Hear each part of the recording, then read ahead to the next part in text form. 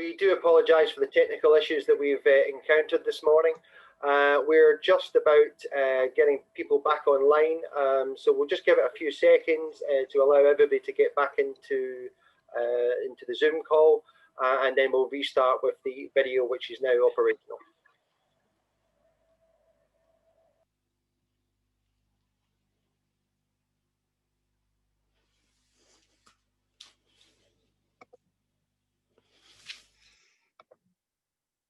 Okay, I think we've got everybody back in now, so I think we'll hand over now to Sir Stephen Hillier, our Chairman of the CEA.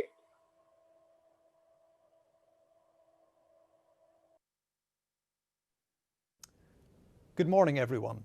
I'm Sir Stephen Hillier, Chair of the UK Civil Aviation Authority, and I'm delighted to be able to welcome you to this very important session.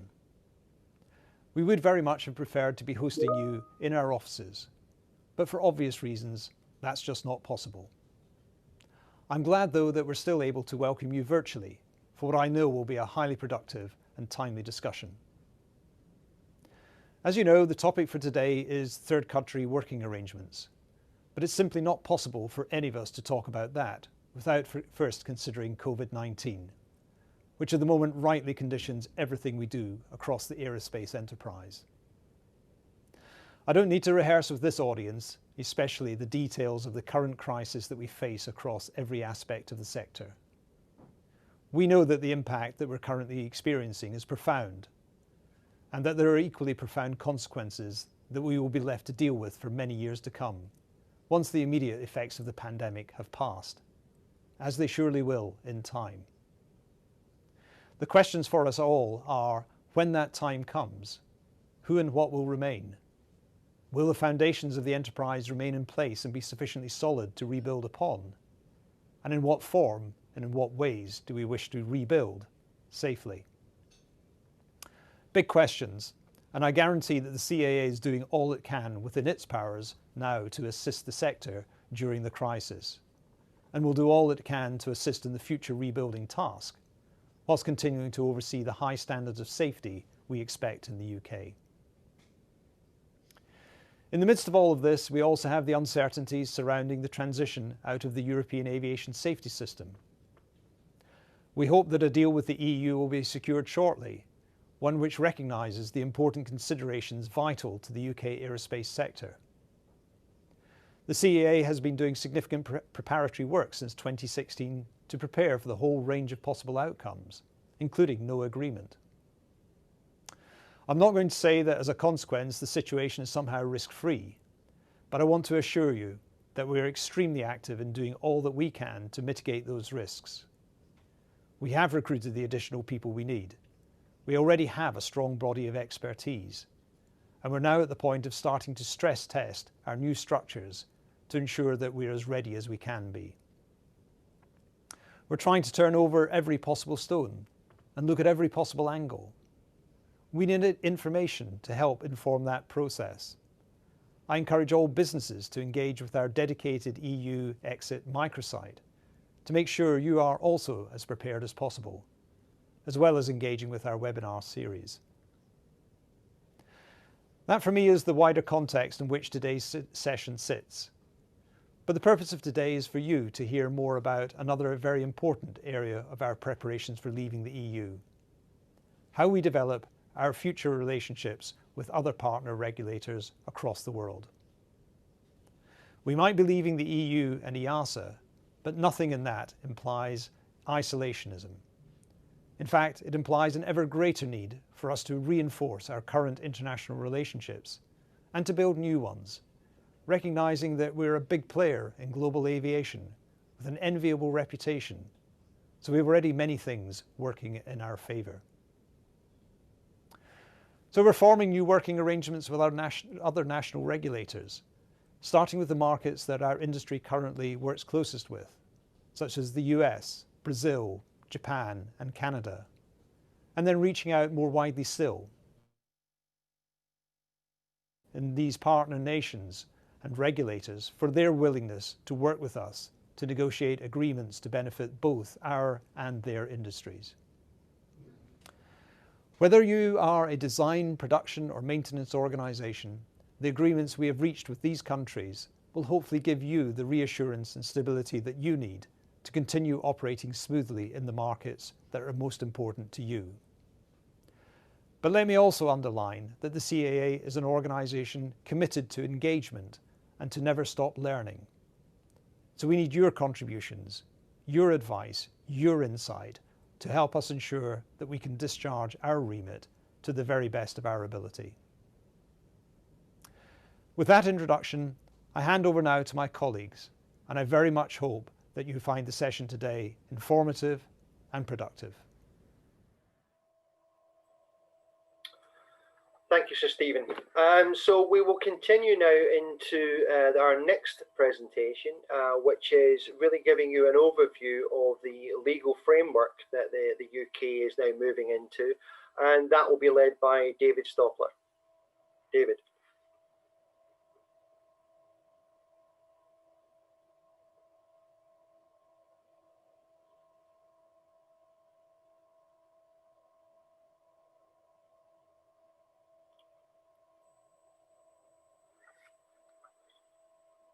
I think David is having technical problems, so I think I will continue with the presentation.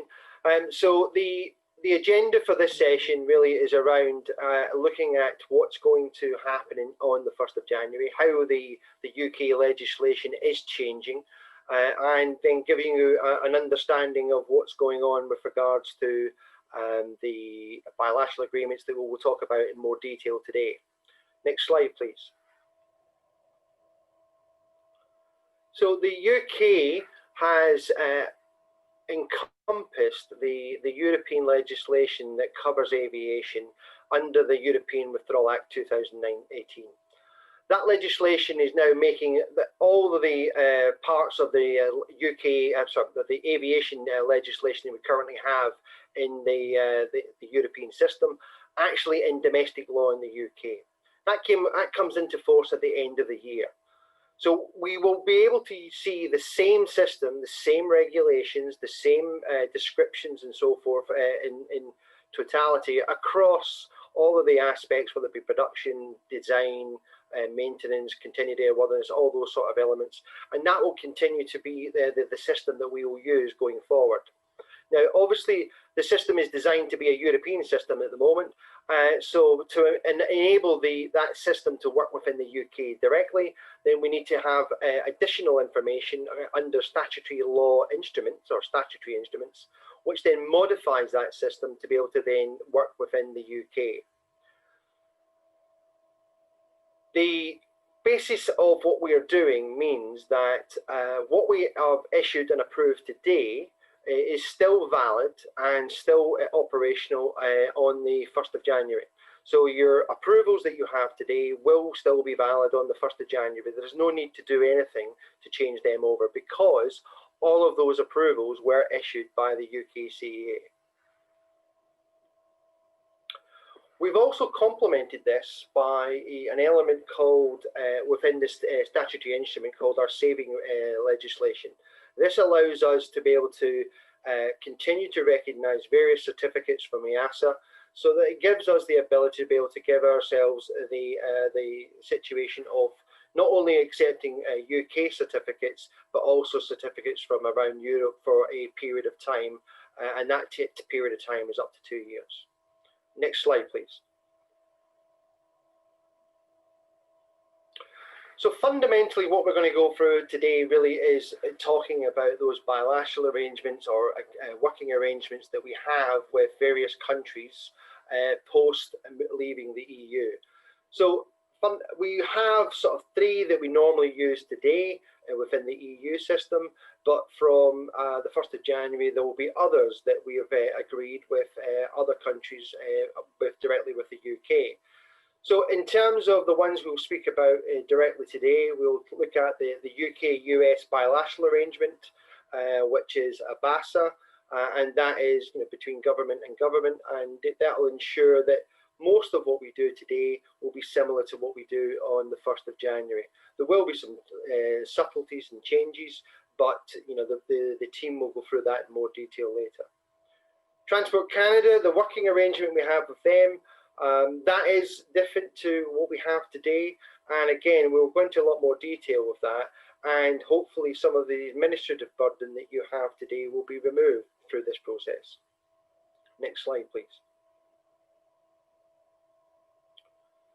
Other arrangements which we're going to talk about today is ANAC, which is the Brazilians, and we'll have some discussion around that and how that will work. We have new arrangements around with Japan, which really looks at design and production areas, and not so much maintenance, but that is very much something in mind for the future. And then we've got Singapore, where we have a working arrangement with the Singapore Authority, again to provide mutual acceptance for certain elements of maintenance, and ensuring that we can try and utilise the best of both worlds in these circumstances to avoid any administrative burden for both sides, both approvals. Next slide. So in terms of how we're going to develop, one of the key things here is that as we become independent, as we become standalone, the UK must be able to then demonstrate to ICAO and other partners that we are keeping abreast of the SARPs, the ICAO SARPs, changes in industry, changing in culture around the world, so that we keep our regulations up to date. One of the key things we'll have to do is obviously then change these regulations over a period of time, and we will have a dedicated team within the CAA and the Department for Transport to be able to manage that going forward. So our rulemaking activity will be quite extensive going forward over the next couple of years, and this will ensure that we keep our regulations up to date with the latest requirements from ICAO and the feedback that we get from industry. We may end up diverging from different situations we have in the past, so from the Europe, but that doesn't necessarily mean that we won't take the best from all locations, but it will mean that we will be driving a rulemaking activity which is UK-centric to ensure that the UK industry has its voice for the rulemaking activity that we do. That will continue as I said, over the number of years. And it will ensure that over the next year we will catch up with anything that we think is the priority, and then over the coming years, then the aspects that we expect from industry to say, we like this or we want this changing, so we'll be able to manage things, especially things like SMS and so forth, then that will be coming in the near future. Next slide, please. So in terms of the EU negotiations, that is obviously ongoing at the moment. There is quite a number of the CEA personnel and staff involved in that, along with the DFT. That is ongoing. Some of the team that was supposed to be with us today is actually going into more negotiations as it currently stands. These such circumstances, until we actually get to the point of understanding the full rule, and the full agreement that is going to be hopefully made between the two, then we can't actually say what the final outcomes are right now. But we need to be clear with you, really, it's very unlikely that there will be a maintenance part to that agreement at the moment. So, as we said in the previous webinars, one of the things that you have to prepare for really is that no agreement scenario. And especially within a maintenance situation. Production and design may be slightly different, but maintenance will certainly, I think, be at a later stage than it is now at the moment. Next slide, please. So in terms of any questions, I think really, as I said, we will talk about the various different arrangements in due course. So I don't propose to go into any more detail about the finance of each type of agreement now, because I don't want to steal the thunder from the teams and the detail that they're going to provide. So if I now hand over to Christopher Gabay, who will talk you through the newest agreement that we have, which is the Singapore one.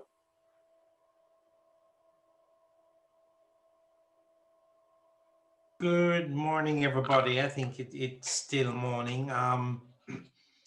Well, what I'm planning to do is, next slide, please, Danilo, is introduce a little bit the team. We had a team of approximately 10 people, 5 from UK and 5 or 6 from Singapore, who have been working on this agreement non-stop for about the last 3 or 4 months. We've gotten to the point where we are about 97, 98% complete. We're waiting on the DFT to sign off, and we're also waiting on 1 or 2 little things that are dependent on the relationship that we have with EASA going forward. Danila, next slide, please. What I'm hoping to cover today in about 30 minutes or less is the technical arrangements between ourselves and the Civil Aviation Authority of Singapore, exactly from a high level perspective, what we're hoping to achieve. I'm then going to go through the various sections of the actual TAM, which is a technical arrangement on maintenance. The main bit that I plan to cover today is section B, which are the requirements for a UK-based maintenance organization. Now that section B will cover Appendix 1, which is the supplement, Appendix 2, which is a release for new components, Appendix 3, which is used and maintained components, and Appendix 4, the actual repair data that is acceptable. Now, this is the main topics that we're covering here are things that are different between what we would normally do and what the Singapore authorities expect of us for us to be able to release a component or an aircraft for that matter. Next slide, please, Danilo. Right, so the technical arrangements for maintenance, next slide. The main objective of the TAM is to outline the terms and conditions for what we need to do between UK and Singapore, that each authority can accept the other authority's safety program with regards to the performance and certification of maintenance. So what is it that we need to do differently in the UK that the Singapore authorities will be able to accept or release, be it a release for an aircraft or a release for a component? Next slide, please. Right, both authorities, or we understand that the TAM, the reality is that the TAM is divided into 3 sections. Section A, that's the interaction between the UK CAA and CAS Singapore. We're looking here at the things that we need to do as authorities to be able to work on behalf of the other authority. So what Section A deals with, what is it that we need to do in the UK that gives Singapore the confidence that we are exercising an oversight that they find acceptable. Section B outlines the steps necessary for a UK 145 maintenance organization with its principal place of business located in the UK to maintain civil products under the control of the CAS. So Section B, we're going to spend most of our time with, because that is what maintenance organizations in the UK needs to do to allow our maintenance to be acceptable in Singapore. So our release becomes acceptable to the CAS in Singapore. Section C, conversely, which we're not going to touch a lot today, Singapore will give a presentation to their industry, is about what the industry in Singapore has to do to be acceptable to us as a UKCA. Next slide, please, Danilo. Right. So Section B, as I said, these are the requirements for UK-based maintenance organizations. That is, maintenance organizations with their principal place of business in the UK. Next slide, please.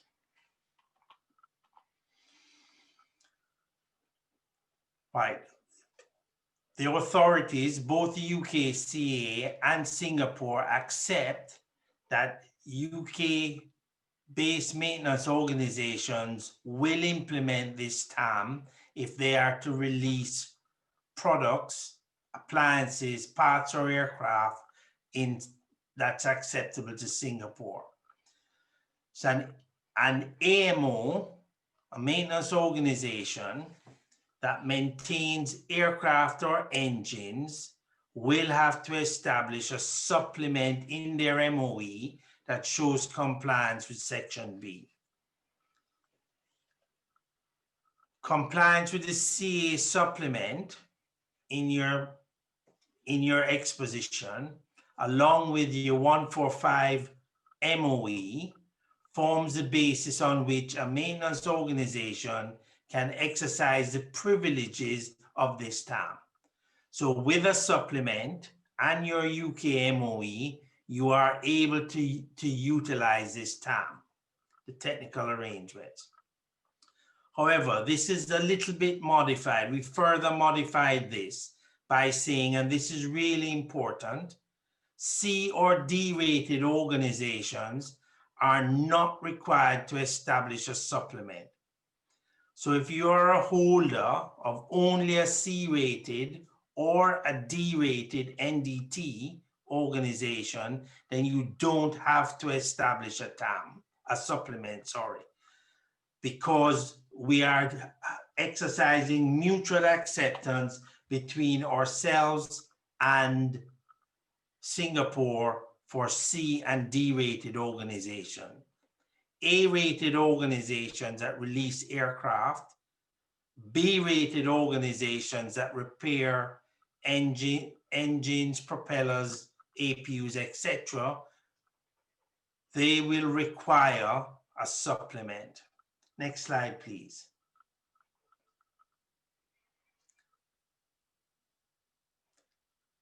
The CAS recognizes that having applied for a participation in the TAM, having a supplement and having your MOE, also having regular oversight by the competent authority, in this case in the UK, it's the UKCA, then you are able to participate in the TAM.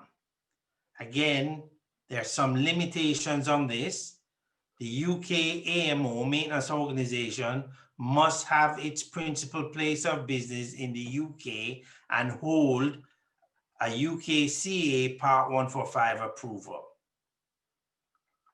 Next slide, please. Now, an AMO with a supplement approved in accordance with the TAM will be able to certify maintenance up to the limitation of the exposition. This will be acceptable if it's performed on civil products carried out in accordance with the UK 145 and the SAR, but the SAR will be covered in the supplement. Any differences between UK and the SAR will be covered in the supplement. You use aircraft components that meet the appendices 2, 3, and also products in accordance with Appendix 4 of Section B. So we're going to look at the next part of this that we're going to look at is the appendices 1, 2, 3, and 4. Next slide, please. Right, keep going, next slide. Right, supplement.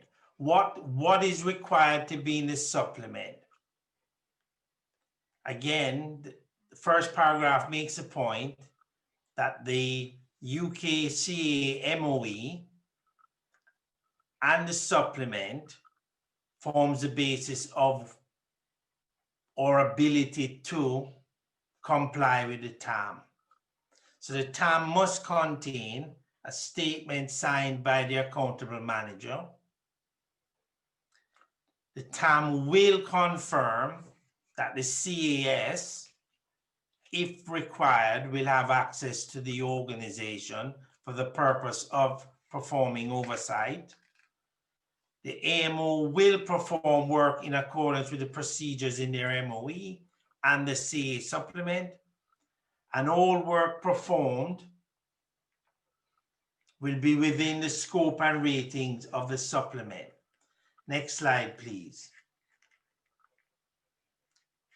Any major repairs or modifications carried out shall be reported to the CAS in accordance with SAR 21 subpart F requirements. There's an advisory circular 21-1, and all of these procedures will need to be incorporated in the supplement.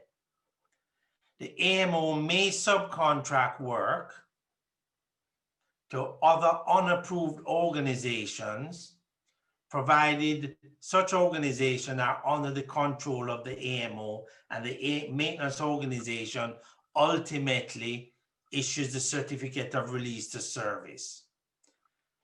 This subcontracting procedure is identical to what we would do today in a normal UK arrangement. The AMO may contract work to other organizations within the UK working under their UK 145 MOE and a supplement. Effectively, this is saying that if an organization subcontracts to another approved organization, that organization must be a participant of the TAM.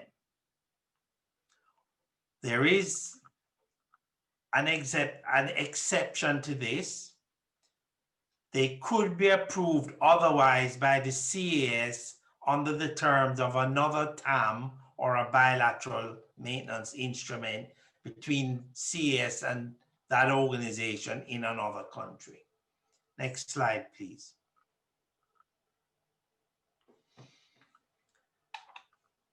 The maintenance organization needs a clear work order or contract from the customer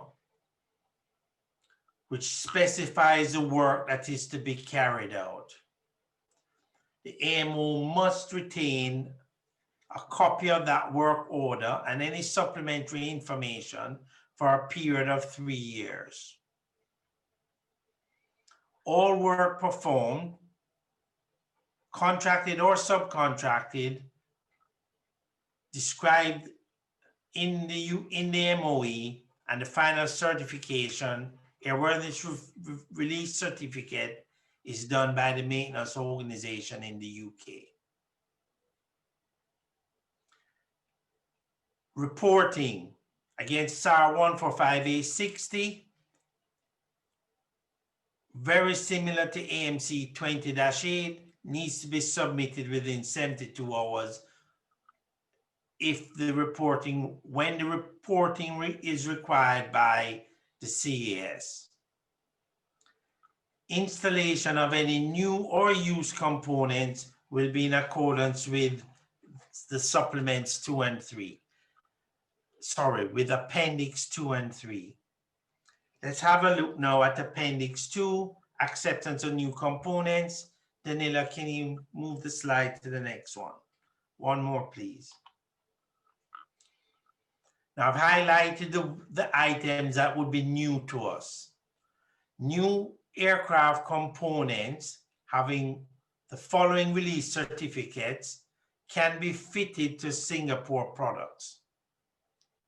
A CAS Form 95, which is the equivalent of a CA Form 1, but it's a Singapore document. A CAS Form 96 in the case of reissued parts. everything in the list we should recognize as UK organization.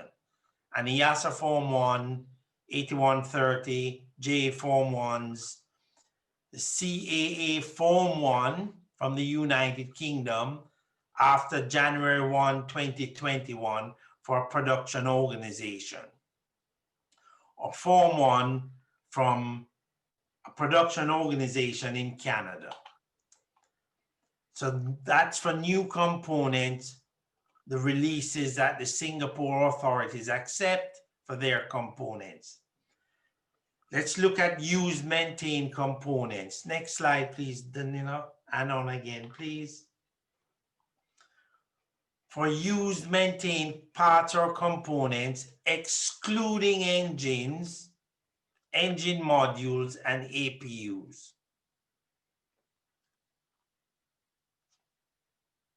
Right, let's say that again. We're looking at now, the next two slides, we're looking at used components excluding engines, APUs, and propellers.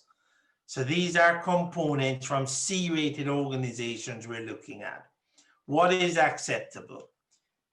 The Singapore accept a CAS Form 95, Transport Canada Form 1, issued by an organization accepted by the authority under technical arrangement for maintenance between Transport Canada and the CAAS.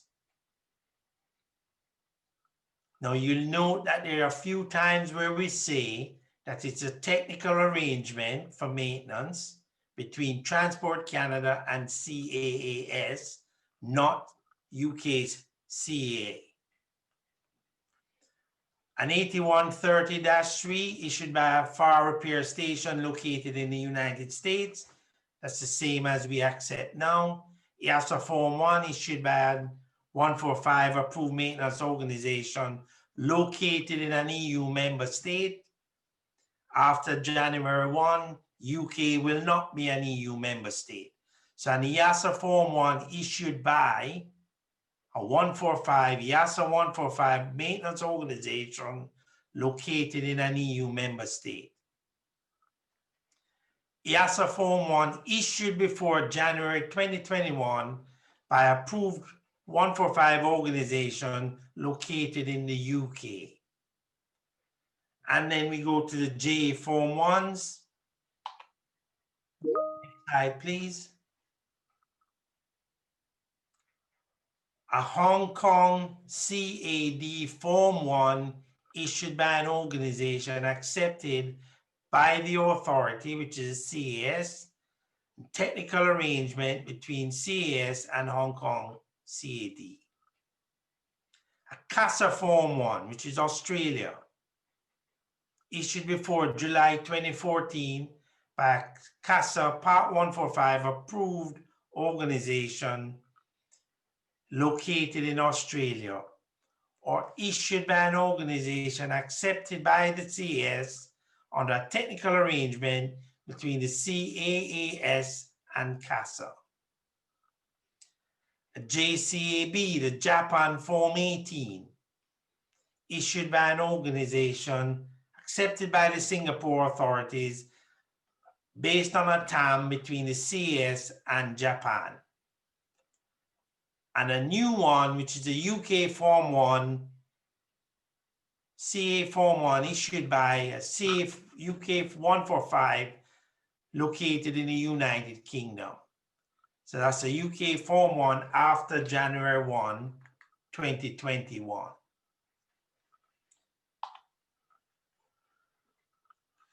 Next slide, please.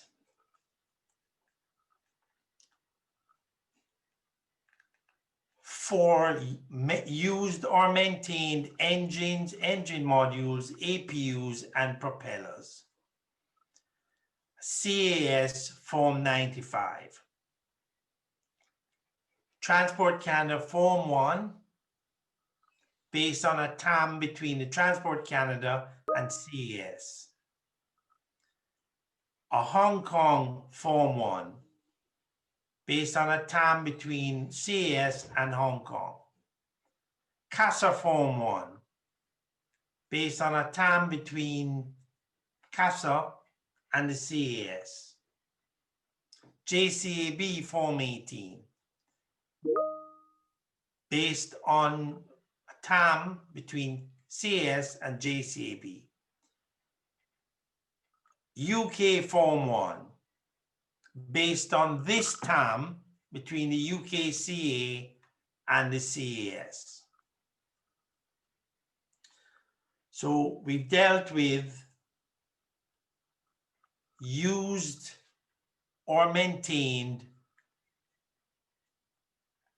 components other than engines, engine modules, APUs, and propellers. And now this deals with used, maintained components for engines, engine modules, APUs, and propellers. Our next slide is, the next series of slides is about repair data.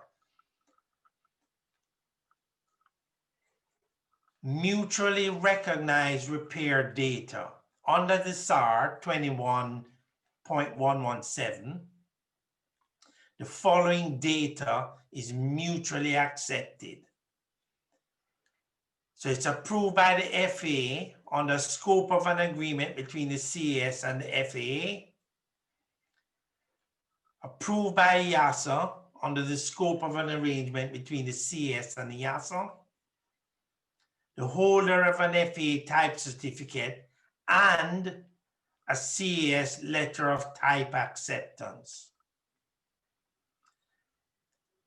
That's an important second bullet point on that. Issued by the holder of an FAA type certificate and a CAS letter of type acceptance. A holder of an EASA type certificate and a CAS letter of type acceptance. That's mutually recognized. Next slide, please. For major and minor repairs.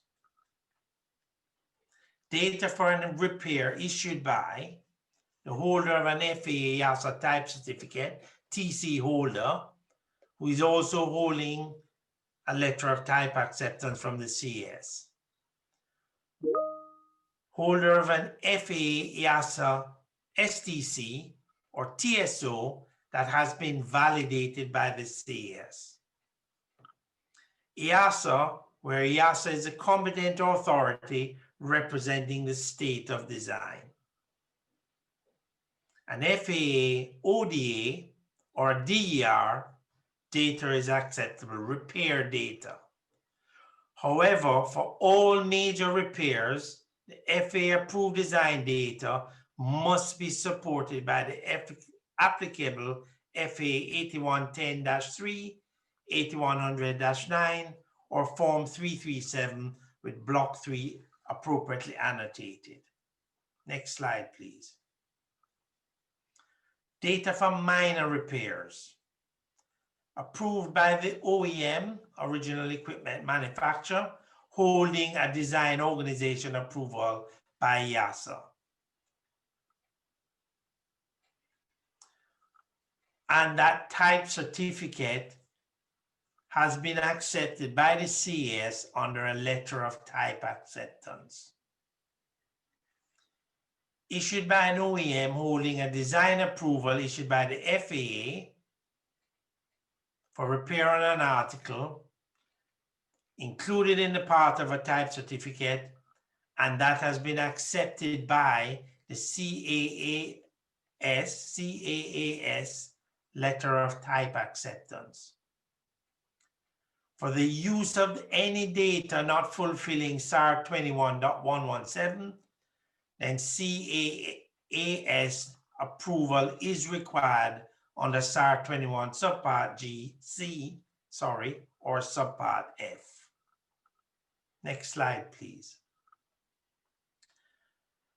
Hopefully,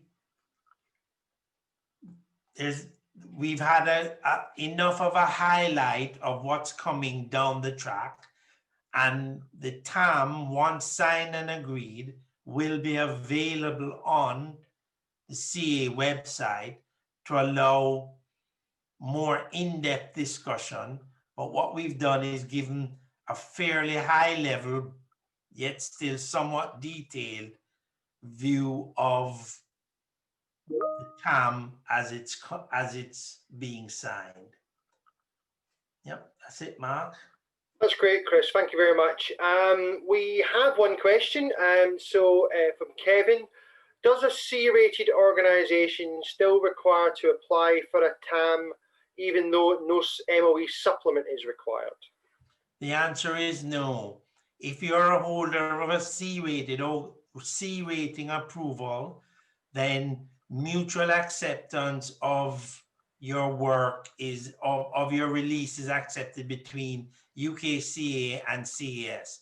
However, the requirements on data, repair data, etc., if it's outside of AMM TC holder data, those requirements still apply to the component. One other question that was come through. When will this be finalised and be released on the website? Our best guess is that this will be, it's waiting on the DFT to sign off completely.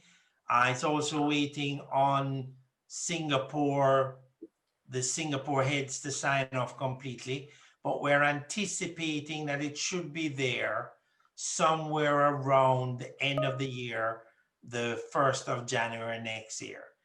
Now, for A and B rated organizations, the application process is going to take about 90 days through Singapore and ourselves. So whether you're a Singapore organization or a UK organization, it is going to take about 90 days to push it through. Okay. Some more questions come through there. Will the current B-rated CAS approval still be valid until a supplement is approved? They will be. However, if your CAAS approval expires, then you will have to reapply if the supplement is not approved. So you may end up, I think there are a couple of B-rated organizations that expire in March time, February, March time next year. If the supplement's not approved by that time, in order to keep releasing, then you're going to have to reapply for your CS approval until such time as the supplement is approved. Okay, thank you. One from Mark here. Are we right in understanding that the CA UK Part 21J design approval of changes is not acceptable to the CAS under the TAM?